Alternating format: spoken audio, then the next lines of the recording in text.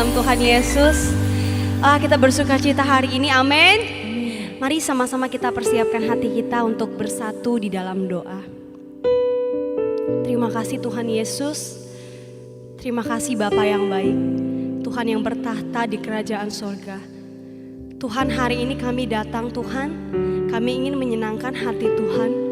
Kami ingin menyembah Engkau, Juru Selamat kami. Biar setiap nyanyian yang keluar dari mulut kami, itu tanda kami mengasihi Tuhan, itu tanda kami mencintai Tuhan. Terima kasih Tuhan Yesus, terima kasih Bapa yang baik. Kami mengucap syukur. Haleluya. Amin.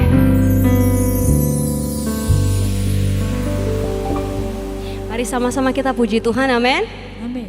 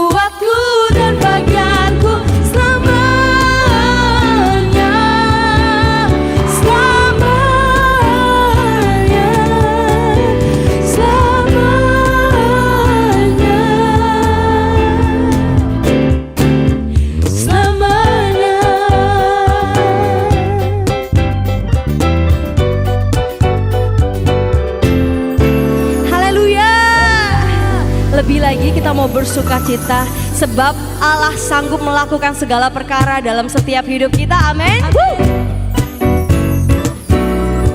Kami tahu Engkau yang sanggup berperkara atas setiap hidup kami, Tuhan.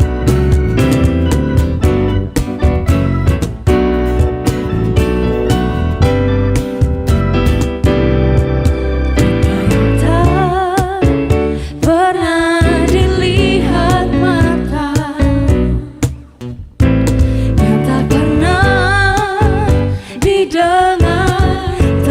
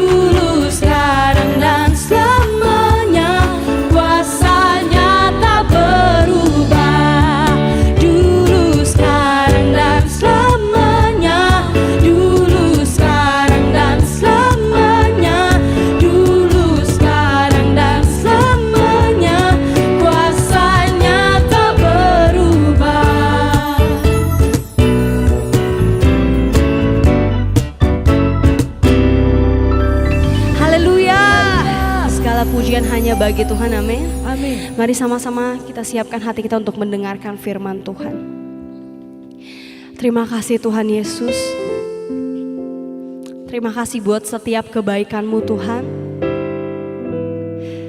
Terima kasih buat kasih setia Tuhan atas hidup kami Tuhan. Kami mengucap syukur kami punya Tuhan yang besar atas hidup kami. Biarlah Engkau hadir dimanapun kami berada Tuhan Yesus.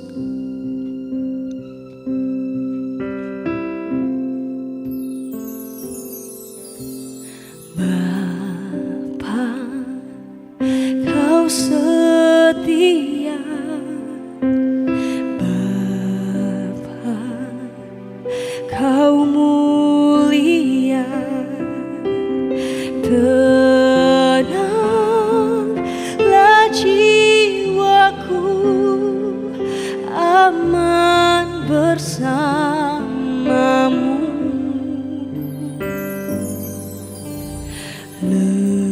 Lebih dari harta, Kaulah segalanya.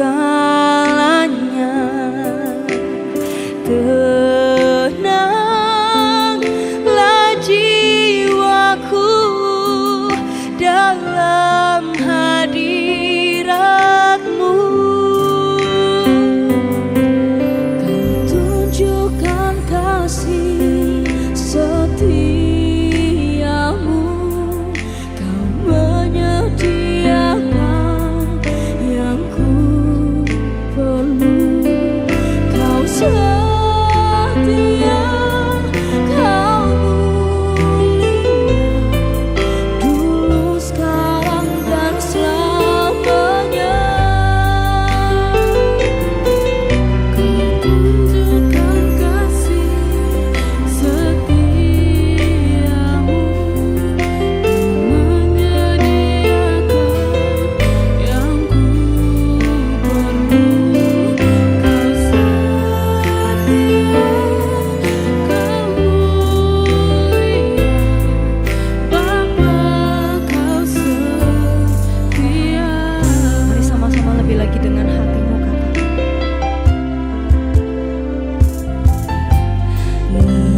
Lebih dari harta, Kaulah segalanya. Tenanglah jiwaku, aman bersamamu. Lebih dari harta, Lebih dari harta, Kaulah segalanya buat kami Tuhan. segalanya. Tenanglah jiwaku dalam hadirat-Mu. Kau tunjukkan kasih setiamu. Kau menyediakan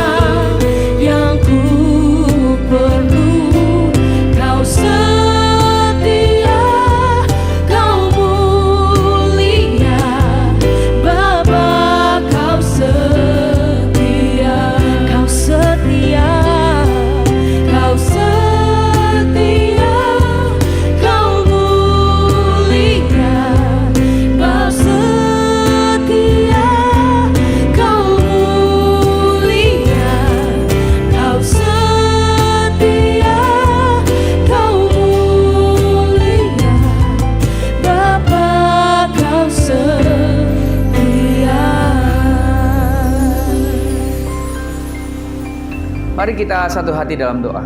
Bapa yang baik, terima kasih kalau kami boleh memuji, menyembah Engkau di dalam roh dan kebenaran. Kalau kami boleh meninggikan Engkau sebagai ucapan syukur buat penyertaan Tuhan yang sempurna selama seminggu ini Tuhan Yesus. Bapa yang baik, sebentar juga kami akan mendengarkan firman-Mu, terangi hati dan pikiran kami, hingga kami boleh menangkap apa yang menjadi isi hati Tuhan bagi kami. Terima kasih, kami mau katakan kami siap untuk mendengarkan firman-Mu. Di dalam nama Tuhan Yesus, kami berdoa dan mengucap syukur. Haleluya. Amin. Shalom Bapak Ibu Saudaraku, rekan-rekan terkasih Jemaat Home Sisi dimanapun berada. Tema firman Tuhan hari ini adalah orang berduka kok berbahagia. Ya, ini adalah serial daripada khotbah ucapan bahagia. Bapak Ibu Saudaraku, rekan-rekan terkasih Jemaat Home Sisi dimanapun berada. Kalau kita baca di dalam Matius 5 ayat 4, Matius 5 ayat 4 dikatakan sebagai berikut. Berbahagialah orang yang berduka cita, karena mereka akan dihibur. Ya, berbahagialah orang yang berduka cita, karena mereka akan dihibur. Bapak Ibu Saudaraku, sulit memahami dan membayangkan bagaimana seseorang yang berduka cita dapat berbahagia. Sulit juga membayangkan ketika seseorang misalnya berada di rumah duka karena kehilangan seseorang yang dikasihinya, ya, namun justru ia berkata bersuka cita karena kehilangan tersebut, ya. Juga sulit kita pahami ketika seseorang kehilangan pekerjaan atau mengalami kebangkrutan sehingga mengalami duka yang sangat dalam, justru mengatakan kepada semua orang bahwa dirinya mengalami kebahagiaan. Karena itulah pada saat ini kita belajar bersama-sama agar kebenaran firman Tuhan ini dapat kita pahami dengan benar dan sesuai dengan konteksnya.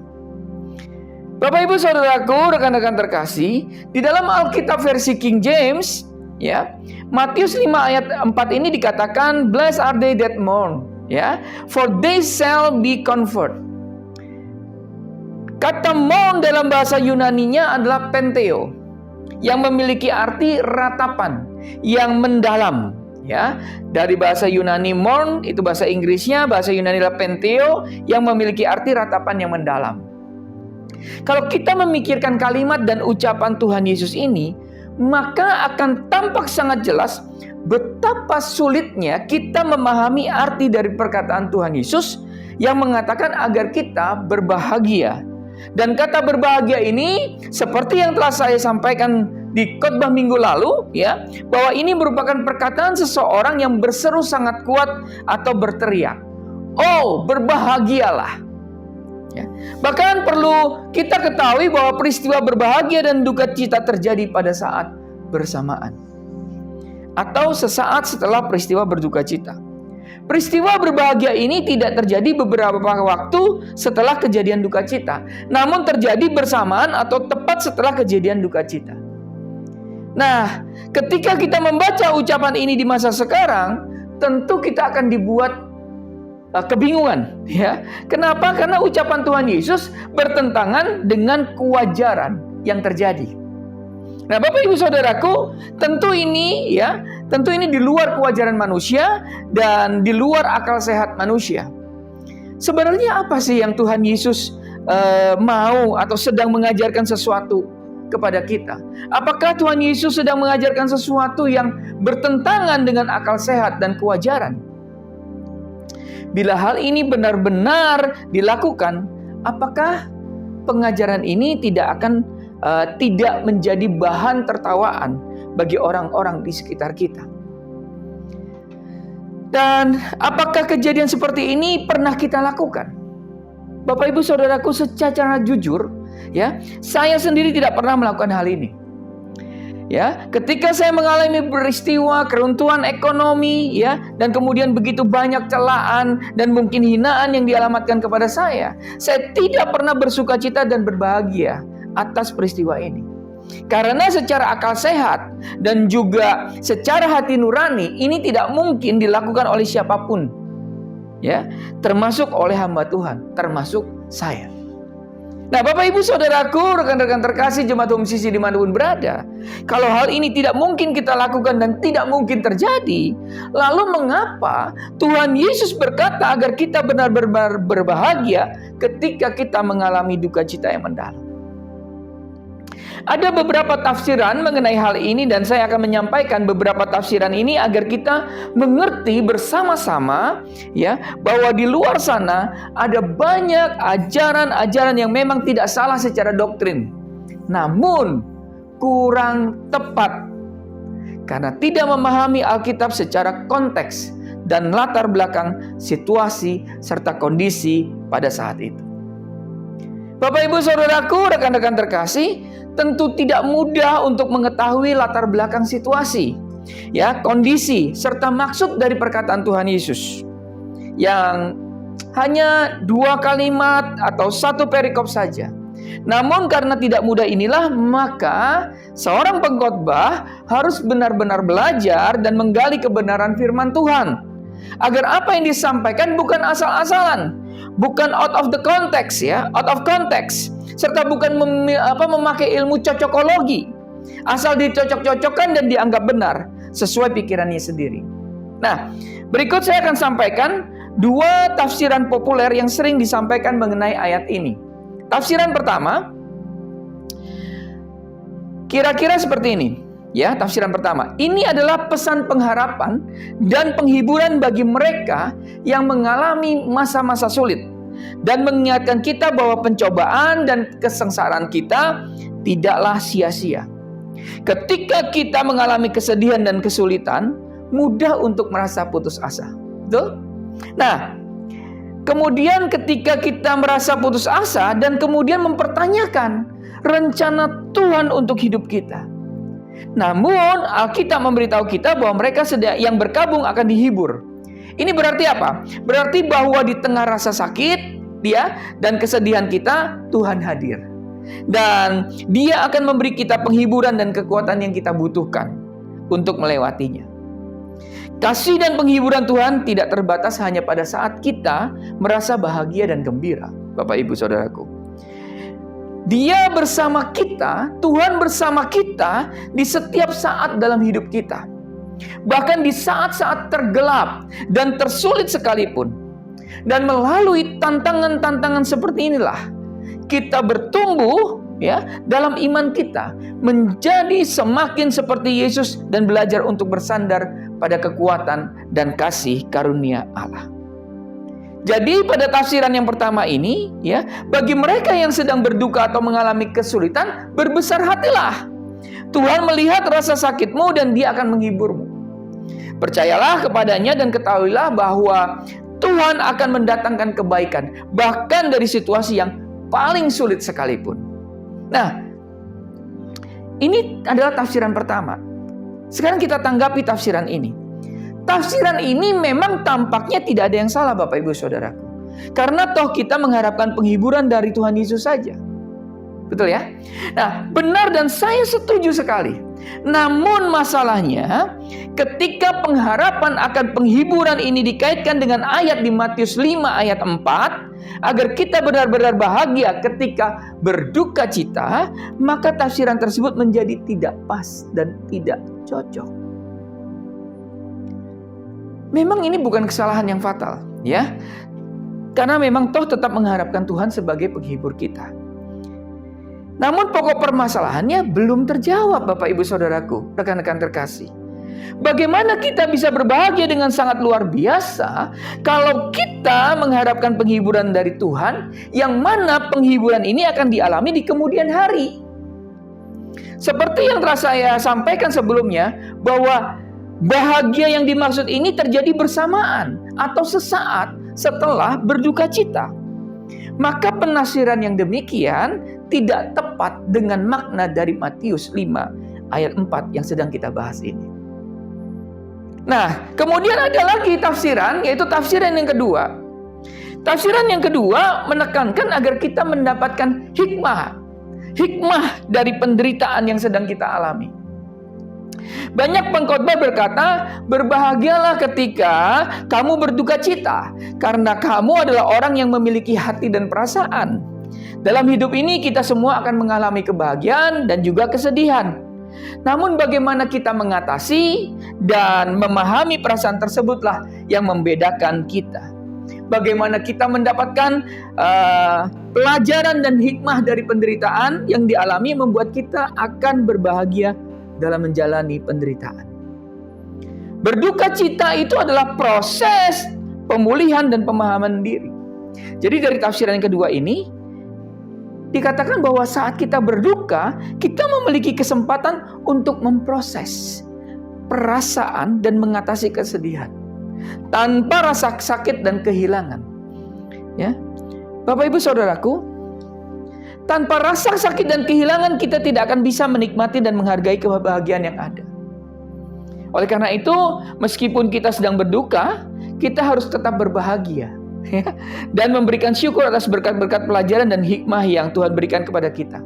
Kita juga harus berbahagia karena kita memiliki keluarga dan teman-teman yang karena memahami teman-teman yang keluarga yang mencintai kita. Dan di dalam duka cita inilah justru kita bisa melihat siapa sebenarnya orang-orang yang mencintai kita.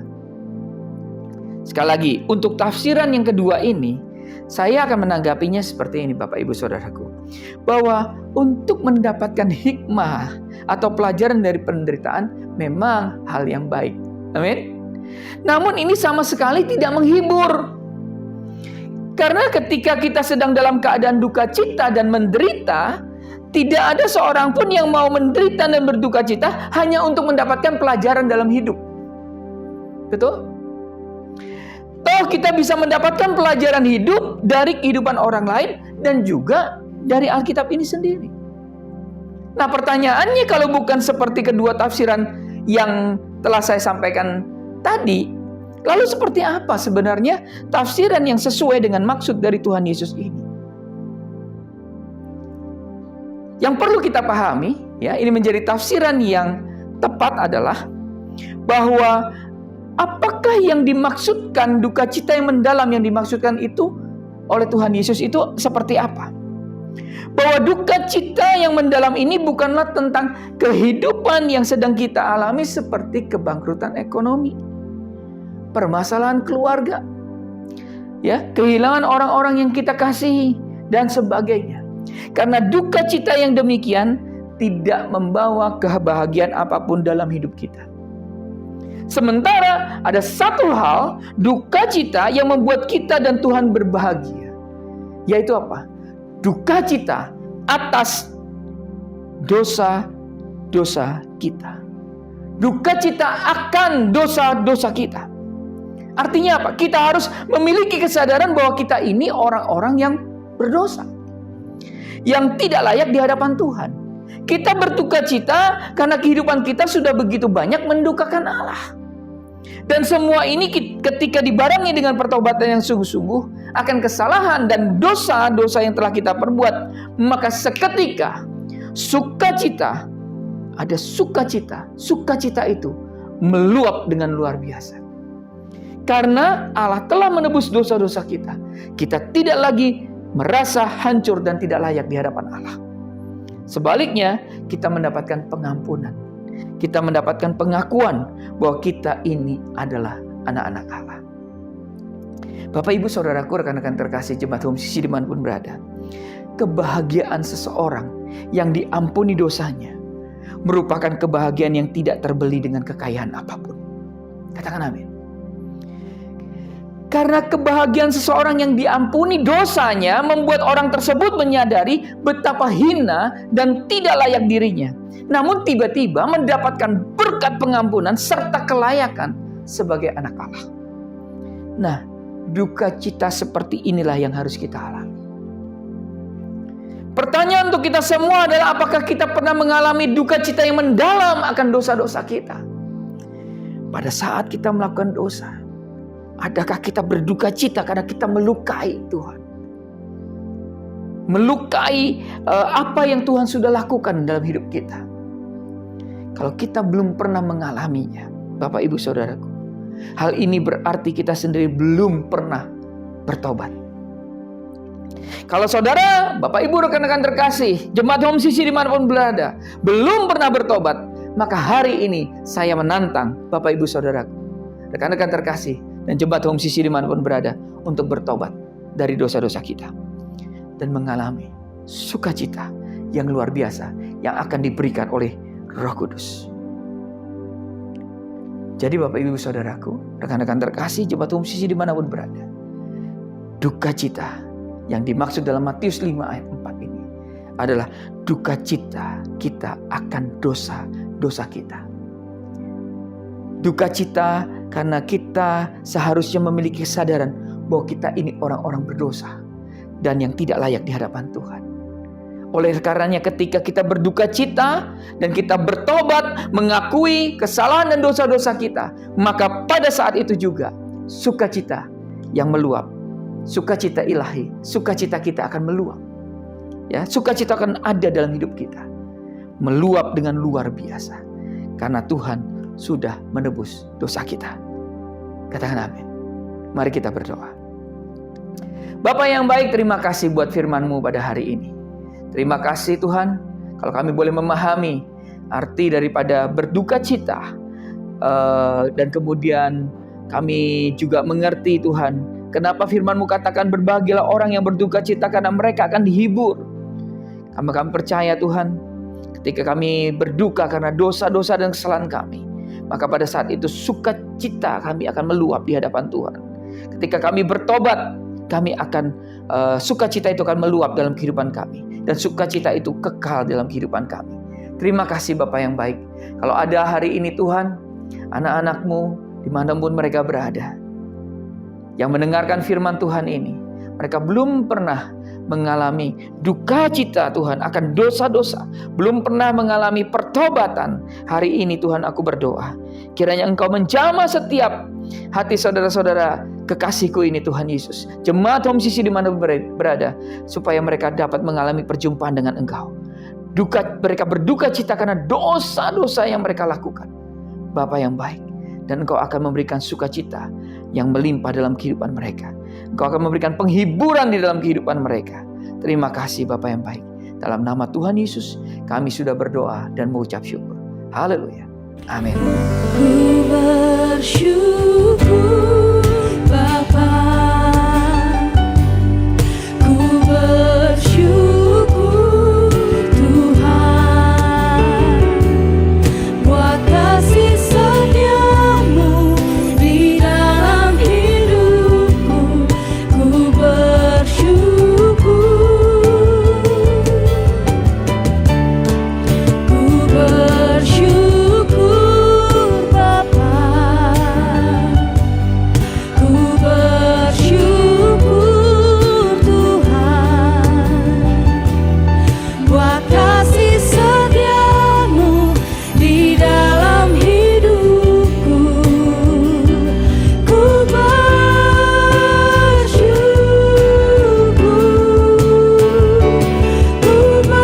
ku bersyukur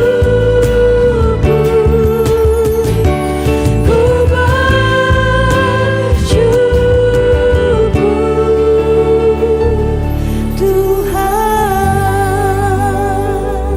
Karena itu saudara-saudaraku, jemaat Kristus yang dikasihi Tuhan, angkatlah kedua tanganmu dan terimalah berkat. Mari aminkan setiap perkataan berkat yang kita percaya bahwa kita menerimanya. Tuhan memberkati engkau dan melindungi engkau. Tuhan menyinari engkau dengan wajah-Nya dan memberi engkau kasih karunia. Tuhan menghadapkan wajah-Nya kepadamu dan memberi engkau damai sejahtera.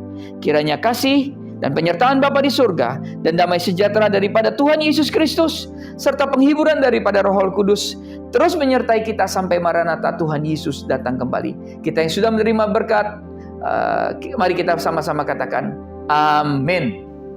Selamat hari Minggu, selamat berkumpul bersama dengan keluarga, terus mencintai Tuhan, berhenti menghakimi, dan selalu jadi berkat. Tuhan Yesus memberkati. Dances my soul, my Savior's heart to Thee. How great Thou art! How great Thou art! Dances my soul.